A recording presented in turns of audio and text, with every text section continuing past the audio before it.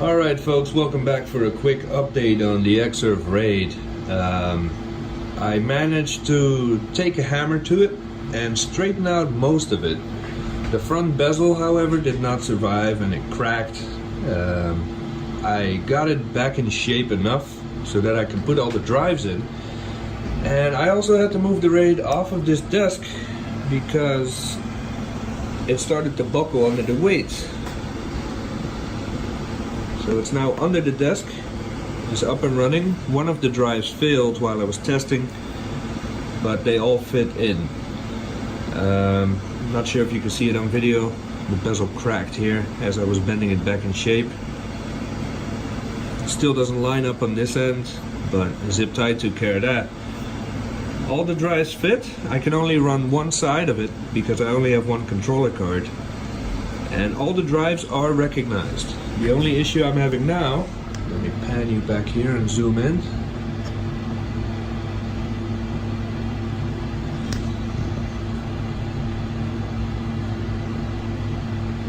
There. The issue I'm having now is that RAID admin is seeing the box, but it's stuck on gathering info. It's not communicating properly with it.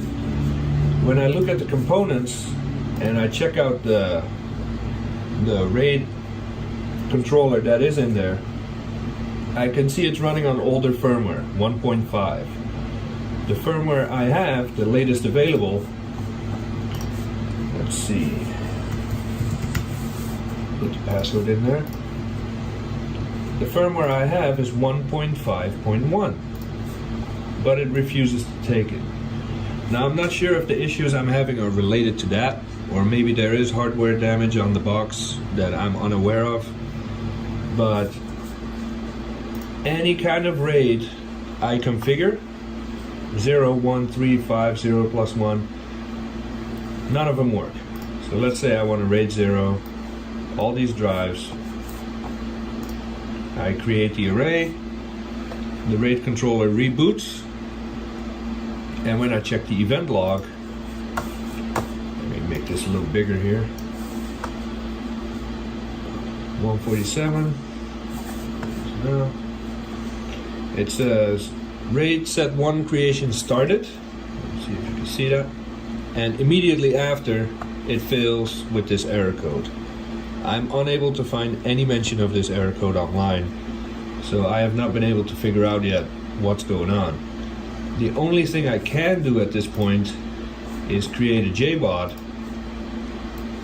select all the drives, create enhanced JBOD. The RAID controller will restart, and after a minute or so I will have my JBOD created. And if you check the log, this is the only one that doesn't fail.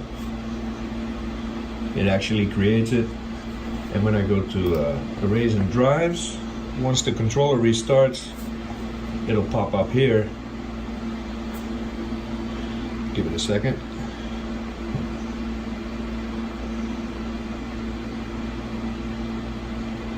Alright, should be coming back online now.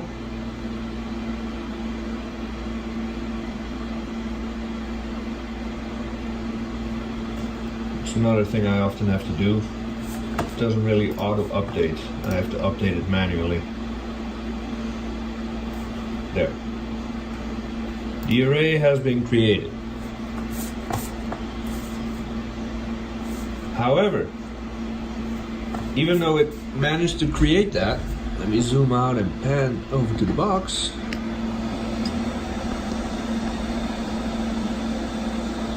The drives stay orange, and it never shows up in disk utility on the Mac Pro it's currently running off of.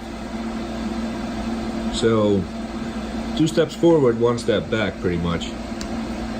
I've been messing around with this for about 3 days now, and this is simply all I managed to do with it.